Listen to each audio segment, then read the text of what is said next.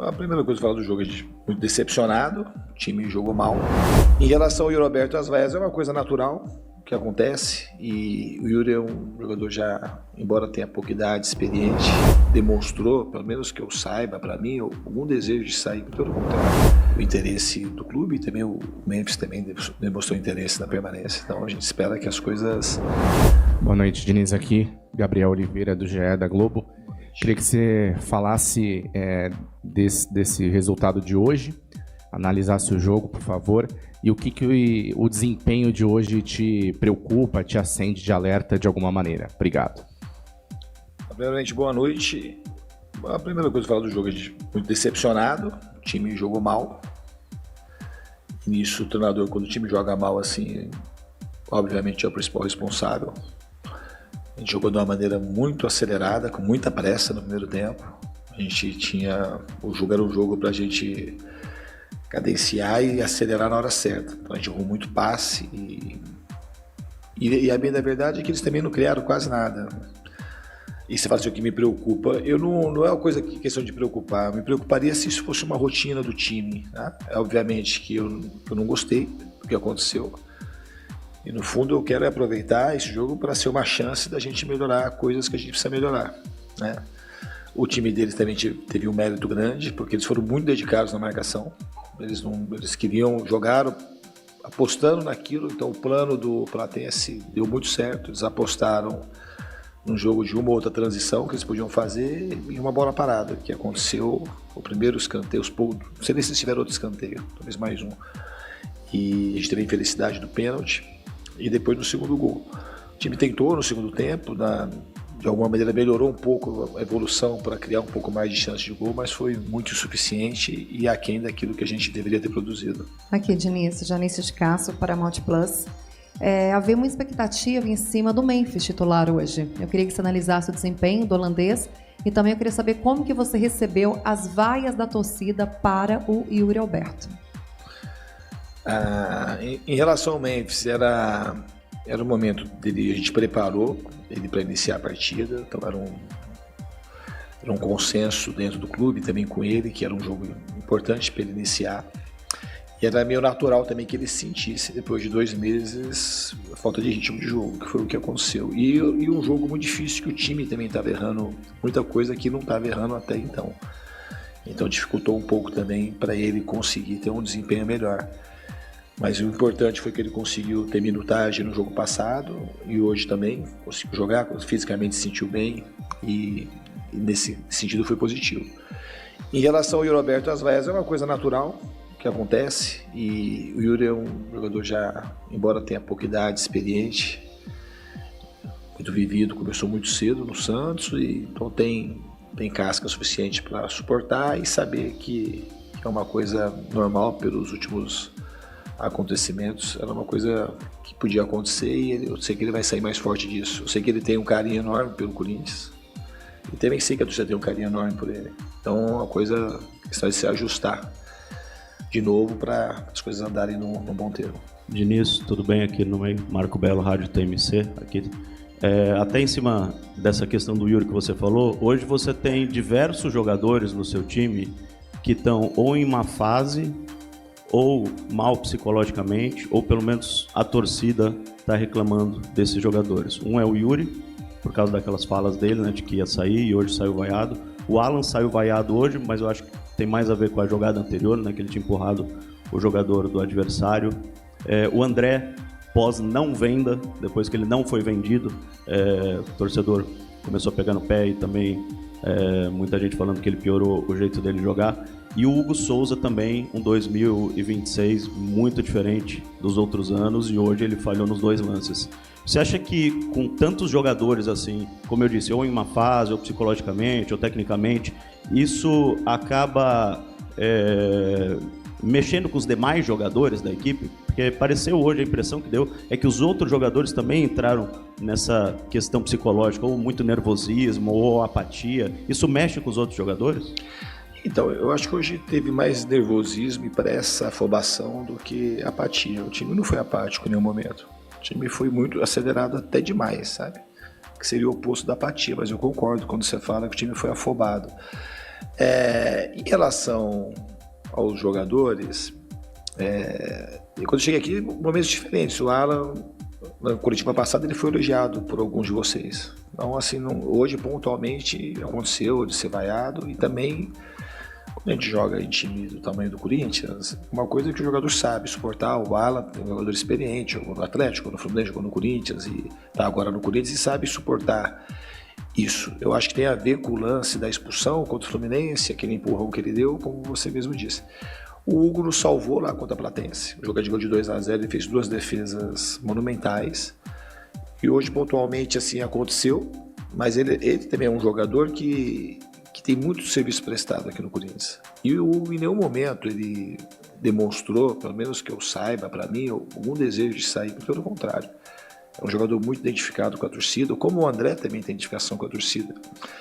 E o André fez uma partida excelente lá contra o Peñarol, por exemplo, semana passada. É normal, pela idade, ter essas oscilações. E assim que o time começar a jogar bem, os jogadores tendem a jogar bem. Um outro fator que pode pesar um pouco nisso, o Corinthians é um time que não teve férias, terminou o campeonato 2 dias antes do Natal, ano passado 3 dias antes do Natal.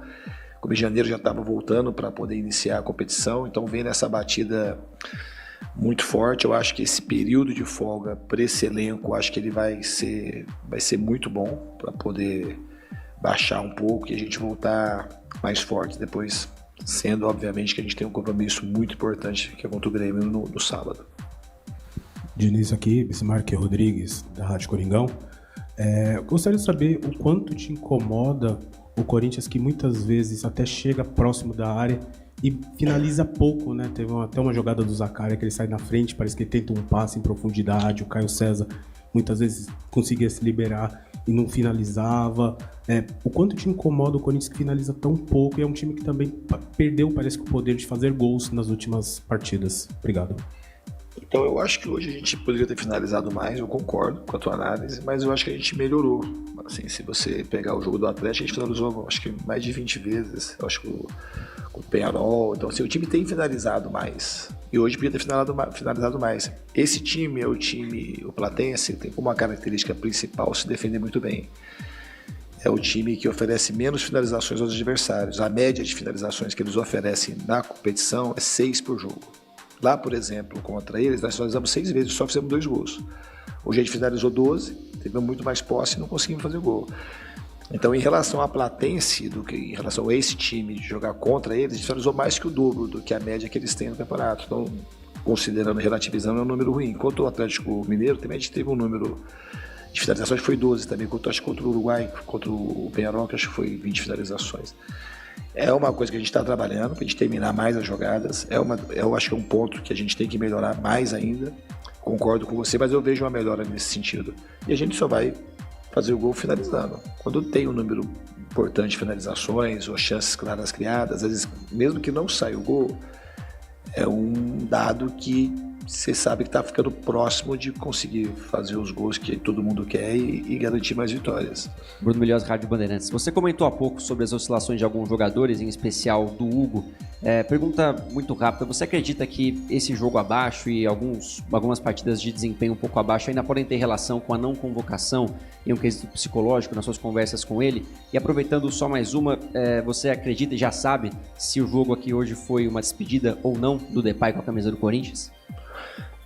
Não, a gente tem uma negociação, já falei para vocês mais de uma vez, do interesse do clube na renovação. Ainda não renovou, mas tem já essas tratativas para o interesse do clube, e também o Memphis também demonstrou interesse na permanência. Então a gente espera que as coisas aconteçam de maneira positiva. Em relação, você perguntou em relação ao Hugo também, né? Então o Hugo, assim, para eu falar do Hugo, em vez de pegar esse recorte pequeno, esse é um goleiro que ele tem uma trajetória muito linda no futebol. É muito difícil um goleiro que jogou no Flamengo passar o que ele passou no Flamengo, ir para Portugal e vir para um time do tamanho do Corinthians, que é um dos maiores times do mundo, e conseguir virar ídolo da torcida, ser extremamente importante nas conquistas do Corinthians e para a seleção brasileira. Então eu tenho muita confiança que o Hugo ele vai voltar a subir e subir muito. acredito muito no potencial dele, acredito que é o goleiro que tem tudo para ser, no próximo ciclo da Copa do Mundo, ser um dos goleiros da próxima, não foi para essa, mas da Copa que vem. Então eu tô seguro que é um jogador que tem um poder de vida muito grande, um cara que consegue assimilar os momentos mais duros e transformar esses momentos em coisa muito positiva. Diniz, aqui Rafael Esgrilles, Energia 97. É claro que o mata-mata vem depois da Copa do Mundo, então minha pergunta é para o futuro.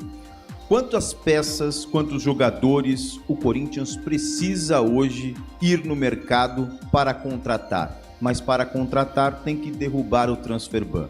Se esse poder para contratar não vier, como você vai trabalhar esse time sem poder ir ao mercado se tiver efetivamente o transfer ban no meio do ano? Como é que é trabalhar com esse elenco sem poder ter reforços depois para o mata-mata?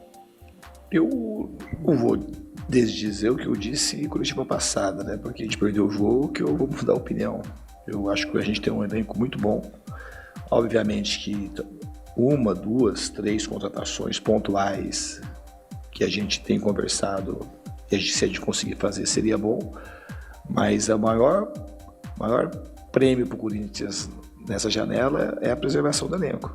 Não é porque o time perdeu hoje que o time está vindo jogando uma série de partidas muito boas, com uma ou outra oscilação. Contra o Atlético mesmo, no primeiro tempo a gente não jogou bem, e hoje também a gente não jogou bem durante o jogo todo. Então tem uma sequência de jogos importantes que a gente teve, que gera de fato um desgaste, mas é um elenco, respondendo a sua pergunta, é um elenco que eu gosto. E o transfer ban, a janela de transferência ela ainda nem está aberta, então a gente tem tempo para derrubar o transfer ban, que deve ser derrubado no momento oportuno. E se a gente conseguir os nomes, que não é só a questão da gente querer os nomes, a gente tem a condição financeira, interesse dos jogadores que a gente está mapeando para trazer, para poder, se puder, incorporar o time. Mas eu repito, o maior benefício que a gente tem que ter nessa janela é a preservação do elenco. Diniz, Beatriz Mainetti, Portal Meu Timão. Eu queria fazer uma pergunta para você em relação ainda ao setor ofensivo. Hoje você utilizou todos os jogadores de ataque que estavam à disposição, com exceção do Dieguinho, que acaba fazendo mais de uma função. Você entende que hoje existe alguma característica específica do setor ofensivo que ainda está faltando para o seu time do Corinthians? E queria te pedir uma avaliação do momento ofensivo do time. Obrigada. Então, no momento ofensivo do time foi o que eu disse anteriormente. Eu acho que a gente melhorou na questão da produção. Não estou falando do jogo de hoje, estou falando da minha chegada aqui no clube. Se pegar o jogo do Peñarol, por exemplo, a gente podia ter virado o jogo 5-6-0. O jogo do São Paulo, coisa parecida. Então tem oscilado em partidas que a gente tem criado muito e algumas que a gente tem criado pouco. E algumas delas é uma soma de coisas. A gente, como hoje a gente estava um dia tecnicamente com muito erro que a gente não costuma cometer, e um time que marcava muito bem, que tinha um interesse muito grande, que não precisava de qualquer jeito do resultado para poder seguir a competição. Então hoje somos as duas coisas. Em relação ao especificamente de algum setor do ataque, a gente está tratando internamente disso, para ser uma coisa bem pontual, tá? No fundo a gente tem que melhorar assim, a dinâmica que a gente está melhorando, a dinâmica total do time. O time não ataca por conta do setor ofensivo só. A gente, principalmente num jogo como o de hoje, ou do Atlético Mineiro no segundo tempo, a gente ataca pelo funcionamento orgânico do time.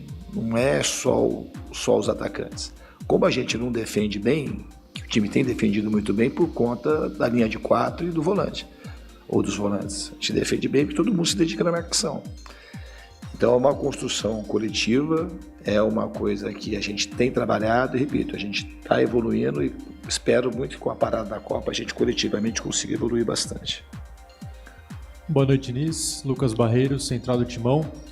Cara, a gente viu um Corinthians hoje entrando pela primeira vez com Alan e Ranieri formando essa dupla de volantes, algo que até pode ter surpreendido alguns torcedores, pessoas que acompanham ali, pela semelhança no estilo de jogo deles de serem mais marcadores. Queria saber de você como que foi pensado isso, pensando muito no estilo de jogo do Platense, e também uma avaliação sobre o Corinthians, que ele inicia essa fase de grupos da Libertadores empolgando, com essa chance de ficar entre os melhores primeiros classificados, e que com essa derrota acaba caindo um pouco nessa lista dos melhores primeiros? Obrigado.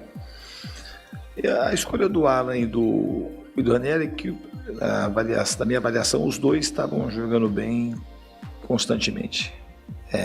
E era uma chance da gente ver os dois. Tinha a entrada do Memphis e a ideia também era liberar mais o Bidu e o Mateuzinho e uma chance de colocar esse trio que já deu muitas alegrias para o Corinthians, principalmente em 2024, que é o Yuri, o Garro e o Memphis, e mais o Bidon.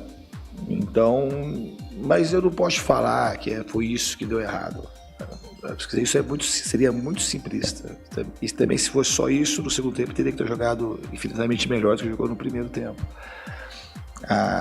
Hoje a gente jogou abaixo o jogo por inúmeros motivos que a gente tem que, além daqueles que a gente acha que sabe agora, vai ser vendo o vídeo mais de uma vez, analisando, para poder fazer os reparos que a gente precisa fazer.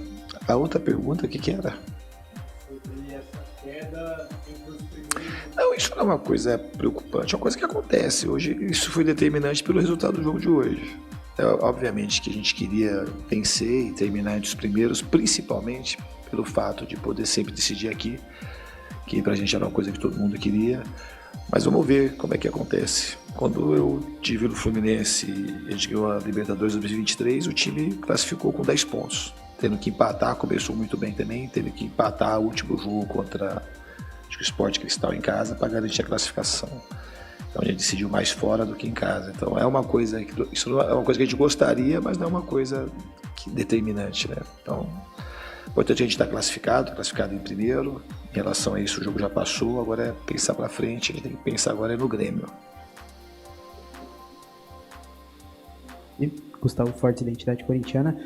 Você hoje conheceu a sua primeira derrota dentro da Neoquímica Arena na Libertadores, depois de muito tempo, sem perder, mas eu queria que você falasse sobre a porcentagem que o time está do seu estilo de jogo. Quanto esse time, porque por razões de não treinar tanto pelo calendário de jogos, quanto por cento tá com a cara do Diniz? E você falou sobre a importância também da equipe nessa paralisação. Você vai seguir trabalhando muito, eu tenho certeza, mas quantos por cento você acha que vai voltar esse time depois da paralisação da Copa? Obrigado. Não dá para quantificar isso, é muito relativo. Se você fosse o jogo do Peñarol, talvez você ia achar que era muito. Hoje pode achar que é pouco. E não é nenhuma coisa nem outra. Eu acho que é uma coisa que vai evoluindo. O jogo de hoje, repito, era um jogo difícil para ser jogado. Era difícil também, também era bem difícil para a gente tomar gol hoje. Porque do jeito que o Platense se propôs a jogar, é um time que ia especular um outro contra-ataque, que já tem uma bola parada. Então, mas para furar, se a gente consegue fazer o primeiro gol, talvez o jogo mudasse de figura.